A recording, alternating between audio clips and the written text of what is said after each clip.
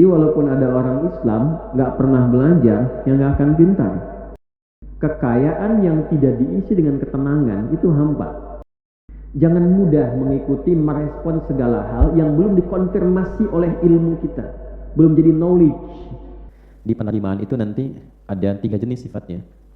Nah, yang pertama, mudah untuk diterima saja, didengar, tapi tidak mudah untuk dipahami. Jadi ada yang mendengar, menerima, tapi belum tentu paham.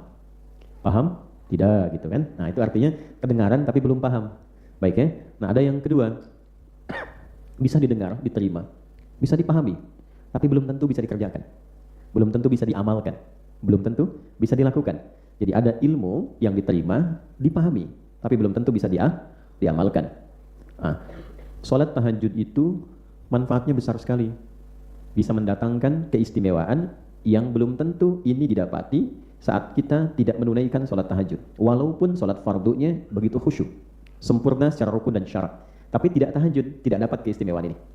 Misal, kemudahan untuk mencapai karir terbaik yang ditempatkan langsung oleh Allah. Kan ada yang bil kasbi. Bil kasbi itu dominannya ikhtiar kita.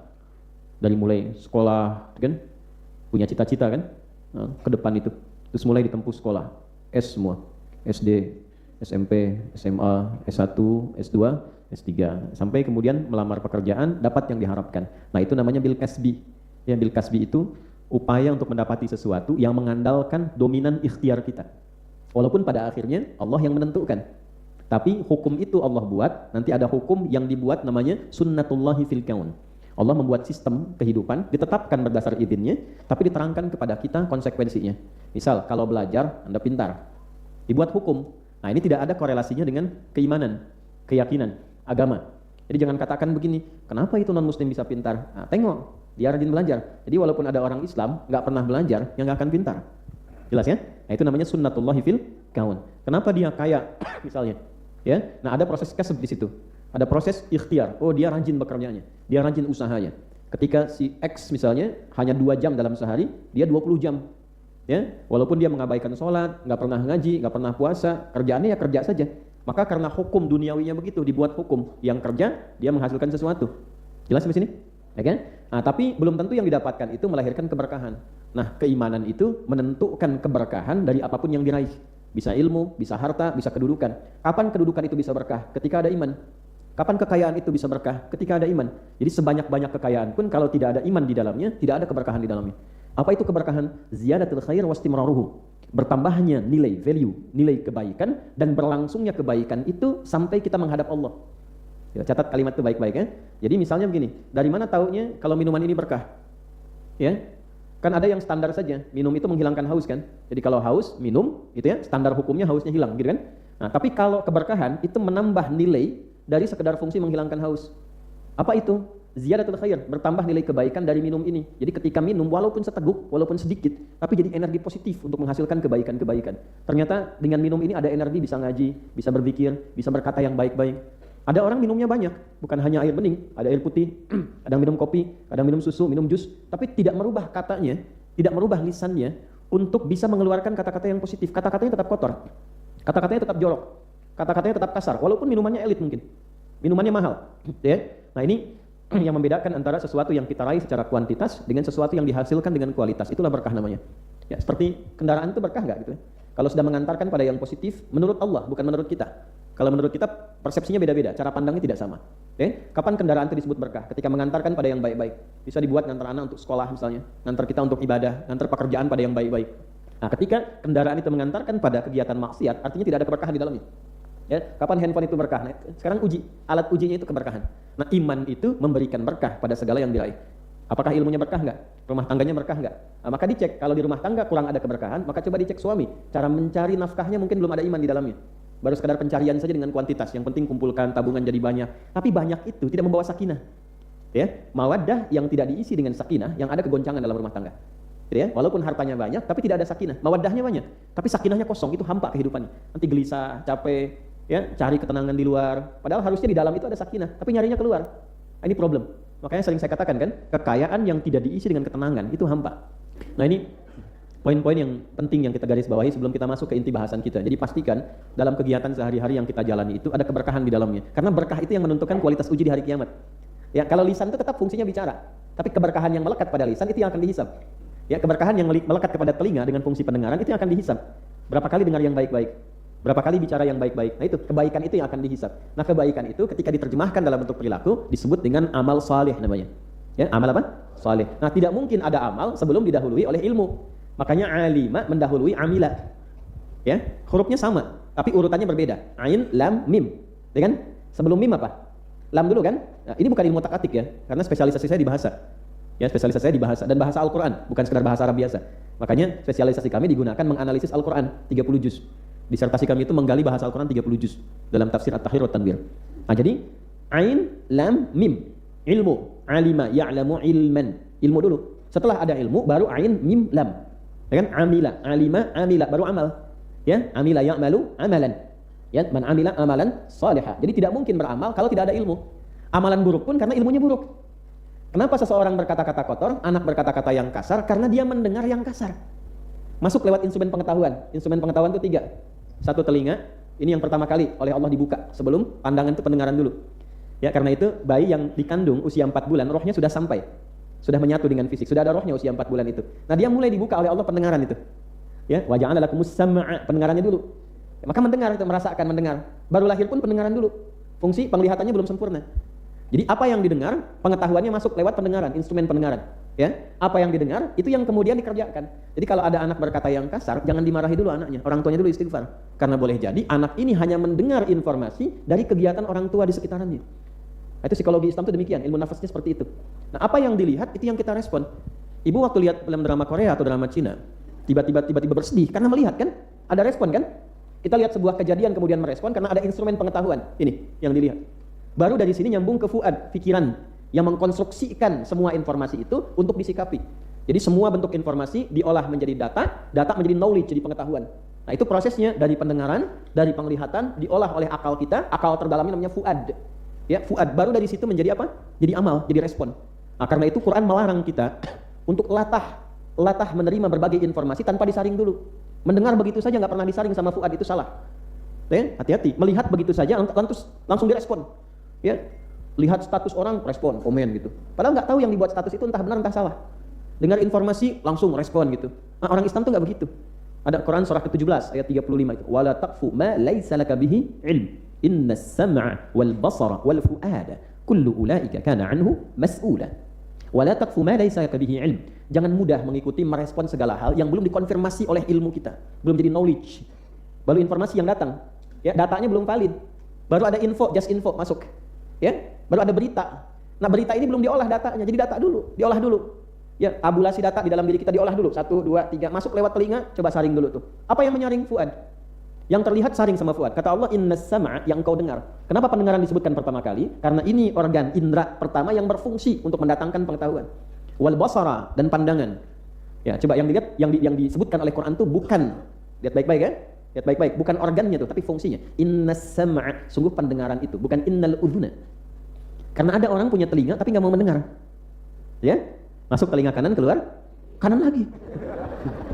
Kalau kiri masih bisa lewat tuh, keluar kanan lagi nggak mau dengar. Ada yang begitu tuh. Ya. Masuk telinga kanan, keluar kanan. Wal basara, dan fungsi penglihatan. Basar sampai mempunyai fungsi basirah. Ya, bi ainil basirah bil qalbil basirah. Jadi ada fungsi pandangan yang jelas, yang teliti.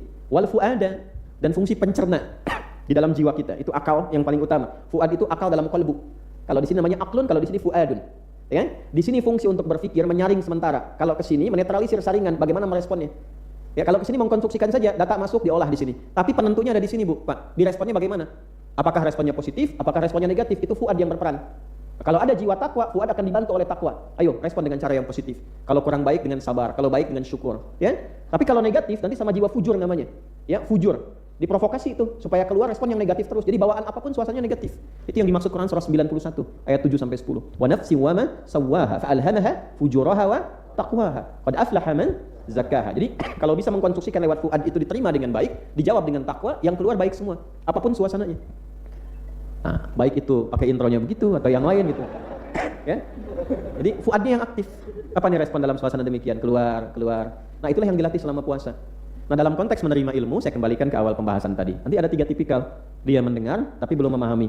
1. Kedua, dia mendengar memahami, tapi belum bisa mengamalkan. Yang ketiga, bisa mendengar sampai kemudian memahami, kemudian mengamalkan. Maka di titik inilah penting tadi saya awali sebelum kita memulai, kita memadukan 3 unsur pokok dalam kehidupan kita. Yang pertama secara fisik ini. Ya, fisik kita mesti siap. Makanya dalam satu hadis yang sangat populer dan para ulama menyantumkan hadis ini dalam pembahasan awal di bidang apapun pada umumnya. Termasuk Al-Imam An-Nawawi rahimahullahu taala memasukkan hadis ini pada nomor 2 dalam Al-Arba'in 42 hadis itu. Ya kan? Dikenal dengan hadis Jibril. Sumbernya dalam Sahih Muslim, nomor hadis yang ke-8. Rawinya tersambung pada sahabat Umar bin Khattab radhiyallahu taala anhu. Ya, an Amiril Mukminin Abi Hafs Umar bin Khattab radhiyallahu taala anhu qala, "Bainama nahnu julusun 'inda Rasulillah sallallahu alaihi wasallam, ittala 'alaina rajulun shadidu bayadhi thiyabi."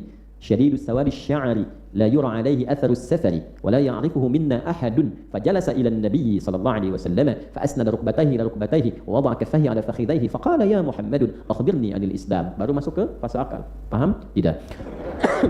Ya, kata Sayyidina Umar bin Khattab radhiyallahu taala anhu, saat kami duduk-duduk santai bersama Rasulullah, ngaji santai. Jadi ada pengajian yang cukup serius, ada yang duduk-duduk santai. Tapi sering saya katakan dalam ilmu sanad, santainya sahabat pun yang dicari orang terbaik. Kenapa? Karena dalam suasana santai, orang terbaik itu yang keluar, itu selalu manfaat juga. Walaupun bercanda, candanya ada hikmahnya. Walaupun tertawa, tidak berlebihan. Makanya berteman dengan orang terbaik. Terbaik itu yang soleh menurut Allah. Nanti kualifikasinya yang Al-Baqarah 1-5 itu. Jadi kalau cari teman, cari yang selalu berusaha meningkatkan iman. Bukan sekedar beriman, tapi selalu meningkatkan apa? Iman. Ibu kalau ingin suaminya soleh, ya, maka ibu berusaha tingkatkan iman. Nanti suami mengikuti. Suami meningkatkan iman. Ya, Anda bayangkan, beriman saja minta ditingkatkan, apalagi tidak beriman. Jadi kalau belum beriman, belum tentu baik menurut Al-Quran. Jelas? Walaupun mungkin teman itu secara duniawi baik, tapi nanti ada ketidakbaikan yang tersembunyi. Ketidakbaikan yang tersembunyi itu saat ada kepentingan ibadah, akidah, itu memberikan was-was pada diri kita tanpa kita sadari. Lama-lama jadi toleransi. Paham nggak? Ngerti ya sampai di situ. Kemudian wa yuqimunas. Nah, peningkatan iman itu bisa dibuktikan dengan peningkatan pada sholatnya. Baik senang berjamaahnya, menjaga sholatnya, mengingatkannya. Kalau punya teman yang seperti itu luar biasa.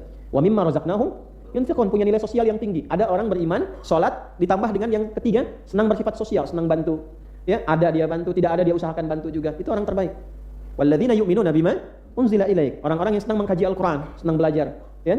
Walladzina unzila min qablik. Dan orang-orang yang senang belajar dari pengetahuan masa lalu, senang belajar. Ada yang ngaji, ada yang belajar, kajian dan sebagainya. Wabil akhiratihum.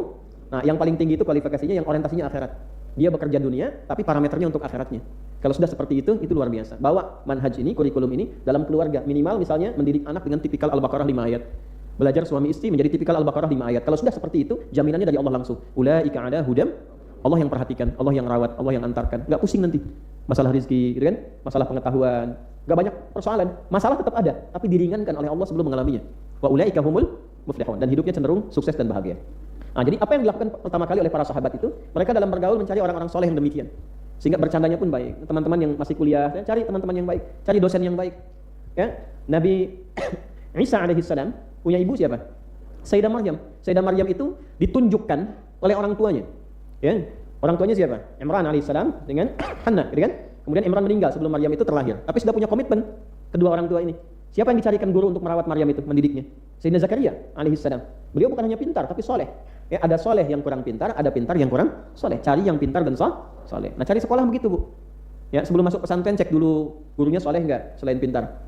Pembimbingnya soleh enggak selain pintar. Ya, cari sekolah yang umum juga begitu. Jangan sampai nanti pintarnya dominan, tapi karena kurang soleh, lulus pintar tapi nggak beradab. Ya, ini berbahaya. Ini berbahaya. Maka apa yang diajar oleh Sayyidina Umar bin Khattab radhiyallahu taala anhu, kami itu kalau duduk-duduk santai, yang dicari Nabi. Nanti kalau nggak ketemu Nabi, kualifikasinya di bawah siapa sahabat? Yang punya akhlaknya mengikuti Nabi, mirip-mirip gitu. Nah, itu yang demikian. Kalau belum ketemu, kita belajar menjadi orang seperti itu, sesuai dengan level kemampuan kita. Makanya penting belajar sirah, keluarkan satu-satu. Jangan banyak-banyak dulu. Ya, hari ini misalnya belajar sebulan cara bicaranya Nabi. Jangan banyak-banyak, jangan berlebihan, banyak gitu kan, tidak. Satu-satu dulu. Cara memandang Nabi, cara jalan Nabi, satu-satu keluarkan. Cara berpakaiannya Nabi. Kalau sudah merasa nikmat, nanti terjadi perubahan dalam hidup. Ya, dicoba saja, coba pelan-pelan. Nah, apa kata Umar bin Khattab radhiyallahu taala anhu? Ketika kami sedang duduk-duduk santai, tiba-tiba ada seorang datang mau ikut gabung, mau belajar. Tapi yang pertama diterjemahkan apa? Disifati itu. Kata beliau itu fisikalnya. Jadi siap untuk belajar. Ini orang pakaiannya putih, bersih, rapi. Nah, tidak harus lalu menunjukkan pakai baju putih misalnya, tidak juga. Ya, oh nanti kajian bulan depan semua pakai baju putih ya, putih misalnya kan. Nah, salah sih tidak, tapi pemahamannya tidak harus begitu. Maksudnya apa? Di sini menunjukkan kesiapan untuk belajar sesuai dengan konteksnya. Ya, kalau masuk kampus yang siap pakaian rapi, pakai dasi, pakai jas misalnya masuk, bersih, rapi, sesuai konteks. Antum masuk misalnya ke UI pakai jubah kan aneh juga gitu kan. Tapi kalau kampus-kampus agama misalnya masuk ya mungkin masih bisa diterima sesuai konteksnya, siap. Rambut tersisir rapi, artinya apa? Siap-siap dulu minimal wudu, mandi supaya tidak ngantukan. Nah coba kalau murid melihat ustadz ngantukan gimana? Ya ustadz juga sama lihat murid minggir-minggir dikit, kan? Cari posisi yang kira-kira strategis gitu kan. Nah makanya orang-orang serius kelihatan dari fisiknya. Begitu sudah kelihatan tersisir rapi, apa yang terjadi? Kata Omar, dia duduk mencari saf paling depan. Langsung ke depan itu. Ya, kenapa? Karena di depan itu akan menjaga fokus. Ini mau ngantuk susah kan? Mengeluarin handphone juga bisa kayak yang di tengah-tengah belakang itu. Gak bisa begini, gak mungkin depan saya begini. Yang ada kan fokus gitu. Ya, kemudian sikap sempurna. Makanya kenapa dari TK diajarkan sikap sempurna, duduk rapi gitu ya. Itu hadisnya ada, mengambil dari hadis ini. Ya, fa'asnada rukbatayhi ila rukbatayhi wa wada'a kaffayhi ala fakhidaihi, melekatkan tangannya di pahanya begini. Nah, ini jangan diterjemahkan begitu juga, bisa sikap sempurna yang membuat kita itu nyaman dalam duduk, fokus dalam menyimak. Ya, jelas sampai sini. Nah, maka kenapa tadi di awal saya katakan handphone turun dulu, phone, tuh ya. Nah, enggak ini contoh turun. Nah, itu turun gitu. Karena nanti antara begini dengan begini akan berbeda fokusnya. Ya. Nah, kenapa direkam begini itu? Direkam itu bukan hanya memfasilitasi teman-teman yang belum sempat bergabung di sini untuk menyimak, tapi kalau Anda butuh pengulangan, Anda bisa mengulang kembali. Bikin catatan, poin-poin utamanya ditulis lagi dan sebagainya. Itu fungsinya demikian. Nah, jadi kalau sudah mau masuk, sudah. Semua perangkat-perangkat siap. Saya kalau ngajar di kampus, saya dosen juga di kampus, tapi khusus mengajar S3 di linguistik gitu ya. Nanti ada linguistik forensik, ada semiotik, ada macam-macam cara baca tanda, ya. Nanti ada kajian analisis wacana kritis. Jadi melihat wajah-wajah begini, ini ada ilmunya. Ya, wajah yang ketika senyum ternyata punya masalah, tuh ada tuh. Ya, wajah yang baru dimarahin istri juga ada kelihatan tuh. Ya. Ya, itu ada di semiotik, nanti ada ilmu tentang tanda. Nah, balik ke sini. Jadi kalau sudah siap fisiknya, nah ini pikiran. Imam Nawawi itu runtut sekali. Ada kitab namanya At-Tibyan fi Adab Hamalatil Quran. Ya, kadang-kadang saya nyebut kitab ini untuk dipelajari, dikaji, bukan untuk endorse. Itu tukang-tukang toko buku kadang-kadang video saya dicomot tuh, tek gitu kan, dikeluarin, dijualan tuh. Ya, Anda ambil aja dari Google misalnya, dicek, keluarin At-Tibyan. Nanti ada sikap-sikap mengendalikan fisik, mengatur kesiapan pikiran. Jangan masuk dulu ke majelis ilmu kalau pikiran masih kalut. Selesaikan dulu di luar. Termasuk maaf ya, para guru nih. Kalau mau mengajar di level apapun, punya masalah sebelum datang ke kelas. Jangan dibawa masalah ke kelas. Selesaikan di luar kelas dulu. Ini penting sekali.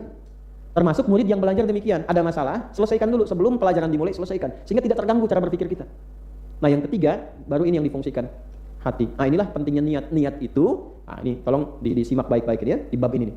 Niat itu adalah proses mengkondisikan pikiran dan fisik supaya diserap oleh kolbu. Jadi begitu fisik menerima, akal kemudian menyerap, ditembuskannya ke sini. Jadi ilmunya nggak ke sini Pak. Ilmunya ke sini.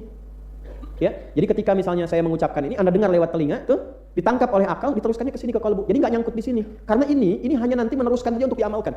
Istilah kerennya mengkonstruksikan, merekayasa, mengatur supaya perintah dari sini itu, perintahnya mudah dilakukan oleh fisik. Di perintah itu dari sini, bukan dari sini. Misal nih, Adi bicara dari sini tuh, diteruskan dari sini ke sini. Di sini diteruskan ke lisan cepat.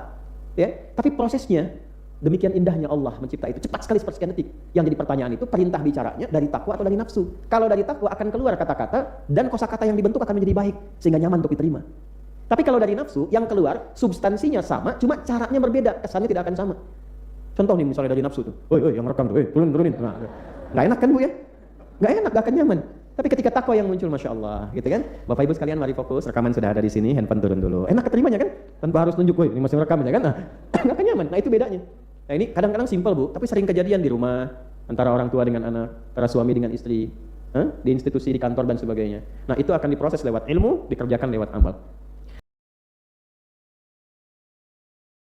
Alhamdulillah, kita telah bersama-sama mendengarkan tausiah Ustadz Adi Hidayat ini. Semoga ilmu yang sedikit ini membawa barokah dalam kehidupan kita, menambah keimanan, dan menjadi amal jariah bagi kita semua. Jangan lupa, hijrah yang sejati dimulai dari hati yang selalu kembali kepada Allah. Terapkan sedikit demi sedikit apa yang telah kita dengar hari ini. Terima kasih sudah menonton sampai akhir. Jika bermanfaat, like, share, dan subscribe channel Sobat Hijrah, agar semakin banyak saudara-saudara kita yang mendapatkan manfaatnya. Jazakumullahu khairan katsira. Wassalamualaikum warahmatullahi wabarakatuh.